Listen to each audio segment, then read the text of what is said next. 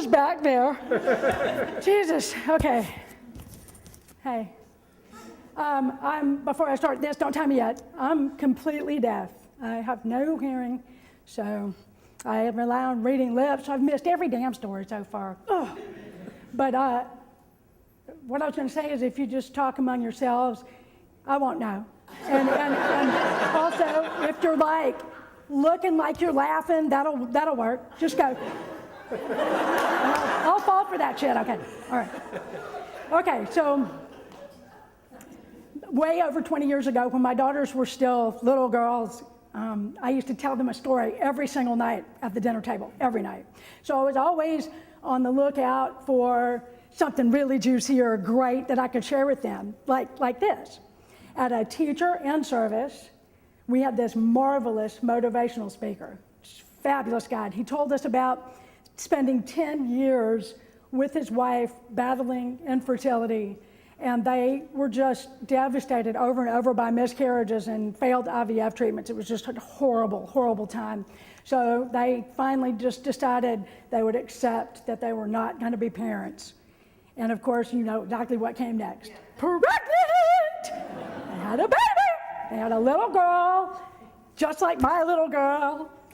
And because she was their answer to their prayer a long time coming, they just didn't want to be too strict, AKA they never disciplined her and she was in charge of everything. So by the time she was 4, she had developed this absolutely horrible case of, "You are not the boss of me!"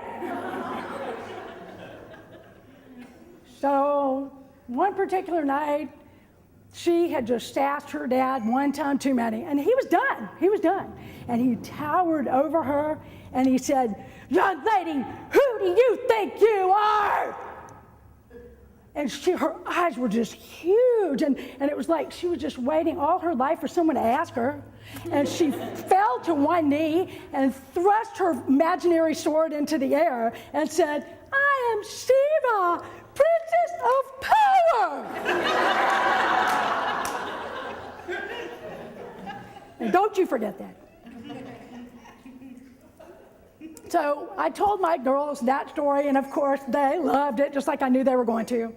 And I got to explain to them the difference between sass and moxie, which is what I wanted my daughters to have. I wanted them to be able to take care of themselves because mommy wasn't going to be there forever. I wanted them to be strong and fearless, and I wanted them just to make it like all parents want, right?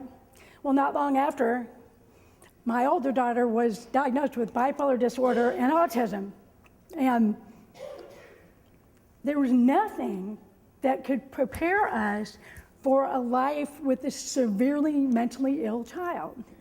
And on one hand, she was extremely creative, a gifted artist, hilarious, bold, opinionated, super tall, blonde.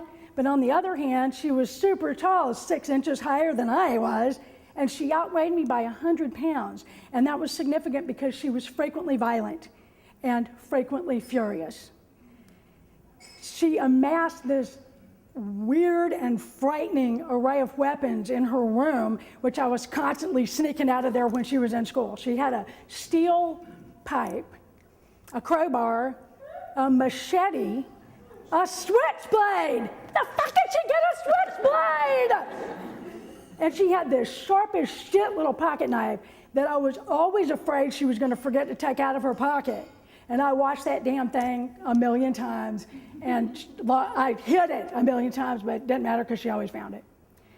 But what she wanted more than anything was for someone else besides mommy to love her. She wanted a boyfriend so desperately, and she was engaged for a long time to this fellow with schizophrenia she brought home from an inpatient psychiatric hospital. Fun times. Fun times. But she just hurt all the time. I remember hearing her in her bedroom one time, wailing, crying, and she said, "Please, God, fix me!" And oh my God, we tried so hard, tried to fix her. So many doctors and so many meds, and then 4 years ago, she just decided against all rational judgment she was going off her meds. And I was terrified for her and of her. I wouldn't even go take groceries to her without a sheriff's deputy because she became increasingly hostile and violent. She decided that I was the enemy and that she didn't believe I was even her mother anymore. And then she was gone.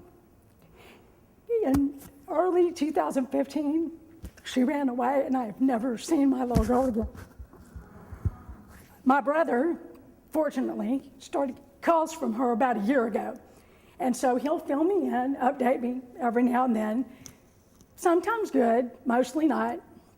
And in November of last year, he called with news. And after the initial gut punch, I got on the internet and I steeled myself for what I was about to see. And there was my daughter's mugshot. She had been arrested for stabbing a man. The hurt on her face brought back all the despair of her little girl, and I just cried me a river. But then I also kind of liked the story. The man she stabbed was her boyfriend. He was a heroin addict, and he was whacked out on drugs, and he was trying to kill her. And while he was strangling her, she fought back hard enough to injure herself, but she couldn't get him to stop. And she dug that damn pocket knife out of her jeans and buried it in that asshole's back. Self-defense! And I was oddly proud because I got that thing that I always wanted. I know it's bad, it's bad. My child got arrested. My daughter stabbed someone, and what if she had killed him? But my child didn't need me to protect her anymore. And my daughter took care of herself, and she summoned her fearlessness and her strength, and her princess of power came out to play, and I was proud.